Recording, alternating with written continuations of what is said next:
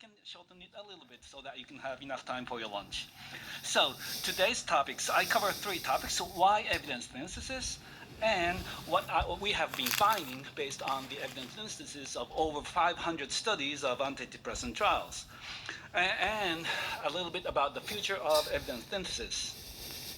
So as you all know, RCT is considered to be the gold standard for assessing the effectiveness of an intervention for human health. But a single RCT can be very misleading. This is 33 trials of intravenous strep kinase for acute myocardial infarction.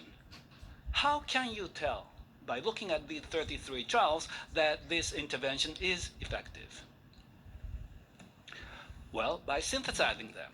This cumulative network pairwise meta-analysis shows clearly that strep kinase reduces mortality by 0.7. But actually, at this stage, this is already evident that strep kinase reduces mortality. But how can people say, based on these 7 or 8 trials, that strep kinase reduces mortality? So a single RCT can be so variable. And the problem is we usually have 2 or more alternatives for any of our diseases. So that how can we know if treatment A or treatment B is better when there is no direct comparison? Or how should we interpret the results when comparisons A versus B, B versus C, and C versus A seem contradictory, which happen to antipsychotics? Now, network meta-analysis comes to your rescue. In the network meta-analysis, even when the treatment A and treatment B does not have any direct comparison, we can infer the relative effectiveness between A and B by subtracting the comparison A and C from the comparison B and C. So this is called indirect comparison. And when you have the direct comparison, A and B, you can meta-analyze them, put them both together to arrive at a better estimate between the treatments A and B. So the strengths of NMA: it can make all comparisons when there is or there is not any direct comparison, and then therefore rank all the treatment alternatives. And it can also make the estimates more precise. This is what we observed in the comparison between Olanzapine and Haloperidol. The cumulative pairwise meta-analysis of all the trials that compared Olanzapine and Haloperidol have not yet been able to show that either is better. However, if you conduct a cumulative network meta-analysis up to the year 2013, the relative efficacy of Olanzapine over Haloperidol has crossed the boundary of clinical statistical significance. We have looked at that for 49 comparisons of all the interventions in medicine. And if you stick to the pairwise meta-analysis, in order to know one main intervention in medicine against another for that particular disorder, it will take 23 years before you know any of your major intervention is better than another alternative major intervention. When you do that network meta-analysis, it still takes 90 years, but still a little bit better. So we have been doing this Griselda study, which is a network meta-analysis of antidepressant trials in the acute phase treatment of depression. We identified 522 published and unpublished RCTs involving 100,000 patients, and this is the network of for efficacy and for acceptability. So mean age 44, etc. These are very typical people with major depression. When compared to placebo, all the antidepressants that have been marketed in US or Europe or Japan have been found to be superior to placebo, and a few more acceptable than placebo, and one less acceptable than placebo. In terms of the effect size or standardized mean difference, the overall mean was 0.30. However, meta regression, when you examine various characteristics on the variability among the network. Whether the trial included the placebo arm or not explained much of the variability or the heterogeneity in the network. Why so? When placebo is included in the trial, the response rate for the same drug was reduced by 0.87, and for the same drug was reduced by 0.87, and for the dropout for any reason was increased by 1.20. And this was dose response. There was dose response.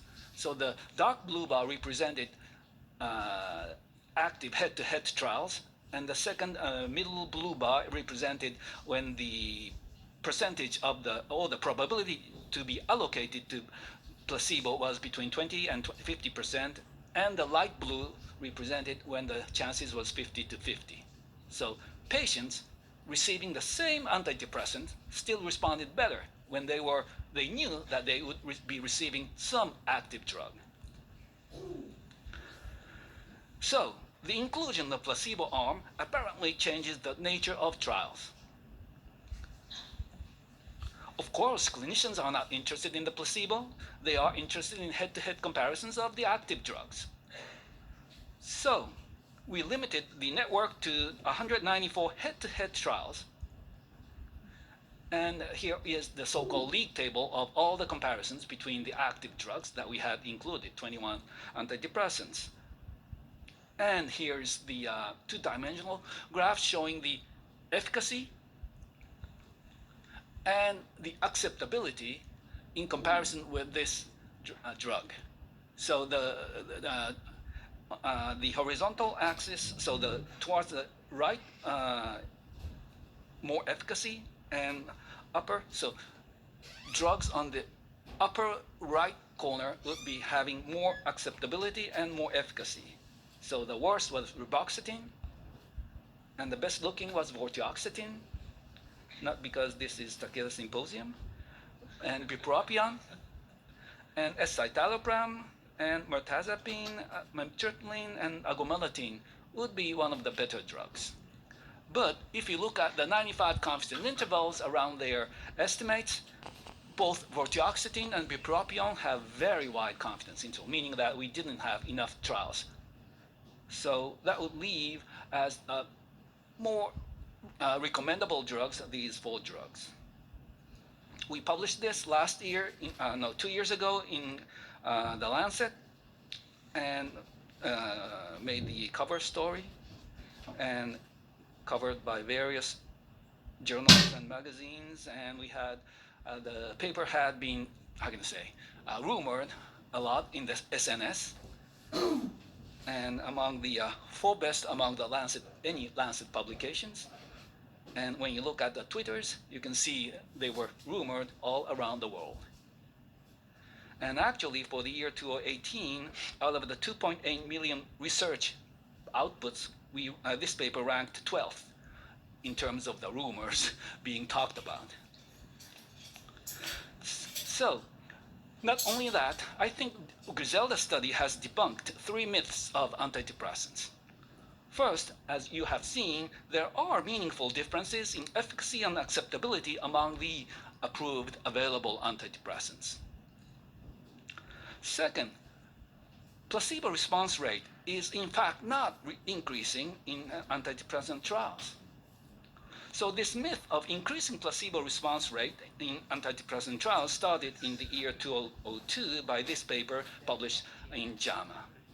What he did is to look at the placebo response rates from the year 1980 to 2000, and the red line represents the placebo response rates over those 20 years.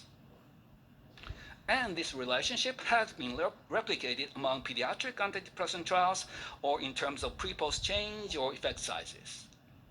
But and psychopharmacologists unanimously blamed it for the failed antidepressant trials, as you may all know. However, what if we look at all the published and unpublished trials?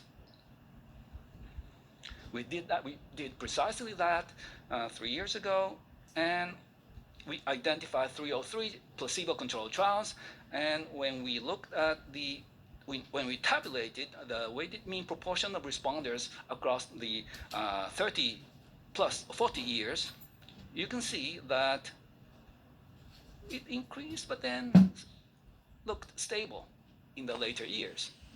And actually, the structural breakpoint test suggested that there was a break date at the year 1991. So when we regressed the year on the placebo response rate up to the year 2000, just like Walsh did, we did observe the increase in the placebo response rates. However, after the year 1991, flat, completely flat, R of 1.00, RR of 1.00 per year.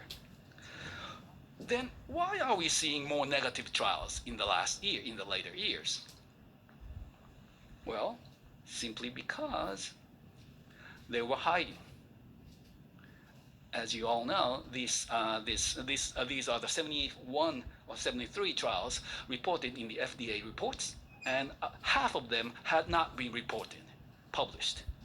And when you look at those hidden trials, half were negative.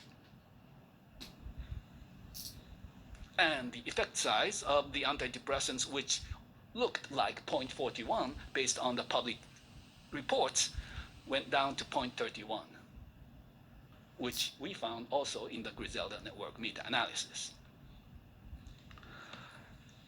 And the third myth that we think we have debunked is that the optimum dosage for the antidepressants.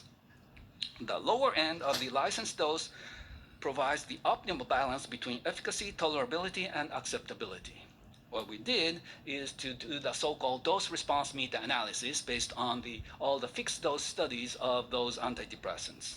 SSRIs and mirtazapine and venlafaxine, focusing on the most often used prescribed antidepressants. This is the bottom line. So if you look at, this is the dose-response curve for SSRIs in terms of fluoxetine equivalent, in terms of efficacy. You can see that it peaks at around between 20 and 40 milligrams of fluoxetine. And when you look at the dropouts due to adverse effects, it increases steeply, almost exponentially, through the licensed dose ranges. Combining these two, you have the so-called acceptability, dropouts for any reason. So this is a combination of efficacy and adverse effects. And you can see the best acceptable dose for the patients appears to be very much towards the 20 milligram of fluoxetine equivalents. For venlafaxine, you had somewhat increasing dosage, which can be biologically explained, it seems. And then, but for the others, they looked just about the same as SSRIs. And for mirtazapine, very similar. However, when we published these studies, we had this criticism saying that in the real-world practices, you never prescribe the fixed-dose studies. You increase the dose while side effects permit. So our conclusion that 20 to 40 milligram or even the lower of that range could offer the best balance for the efficacy and acceptability were not accepted by everyone.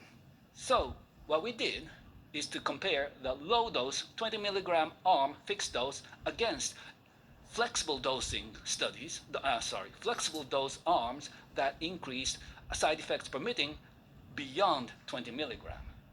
And we compared those two, the efficacy odds ratio of that fixed dose minimum licensed dose studies against flexible dose titrating up from 20 milligram. If this ratio of odds ratio is greater than 1, flexibly titrating above the minimum would be more efficacious. And what we found is this. So, no difference. In terms of effect size, standardized mean difference, no difference at all.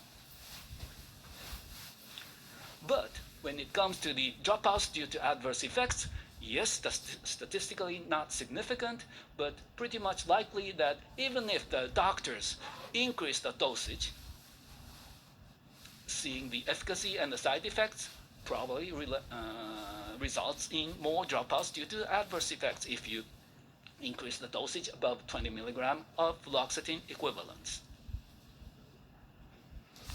So the APA guideline that was published in the 2010, so 10 years ago, and is still effective, I guess, states initial doses should be incrementally raised as tolerated until a therapeutic dose is reached. Sure, a therapeutic dose 20 milligrams should be reached, but doses of antidepressant medications should be maximized, side effects permitting. Is wrong. So, to summarize, meta-analyses based on 500 and more studies of antidepressants have shown that the average effect size of all antidepressants over placebo when unpublished data are included is a modest 0.30, which is much smaller than we had been taught. But I think this is still a clinically meaningful effect size that we have to make good use of. And then there are more or less efficacious ones among those antidepressants, ranging between 0.17 for reboxetine to 0.48 for amitriptyline. I do not quite believe this figure for amitriptyline because the database for amitriptyline is publication biased, but still for the others, there are some better drugs and some less good drugs. And the lower end of the licensed dose provides the best balance in efficacy, tolerability, and acceptability, for sure. And flexible titration does not really add any benefit, if not add some harm. And about antidepressant trials, inclusion of placebo arms changes the nature of trials, for sure. And placebo response rates have stayed constant for the past 30 years. So psychopharmacologists should stop complaining about this. However, so how many more minutes do I have? 7. 7 minutes, but I probably in 5 minutes. However, all these findings pertain to the group average. Right? For example, for dosing, it is only natural to up or down titrate the dose according to the individual patient's characteristics, such as age or body weight or comorbidities. But so far, there is no evidence to justify that. I mean, it's so common sense, so we'll be doing that. But we would need some data to justify that. Individual participant data meta-analysis can come to your rescue. Individual participant data meta-analysis allows you to conduct analysis consistently and probably increase more precision, but more importantly, by running meta-regression, it can allow you to examine the individual level prognostic factors and effect modifiers. We did that with CBASP. CBASP is CBT-type psychotherapy specifically developed for the treatment of chronic condition. And in the treatment of chronic depression, we use CBASP or drugs or their combination. There have been 3 trials that examined CBASP against medicine, against antidepressants, against their combination. And what we did was to pool all these 3 studies, about 1,000 patients, and then examine the effect modification and the prognostication depending on the baseline characteristics. And we built this web app where, so for example,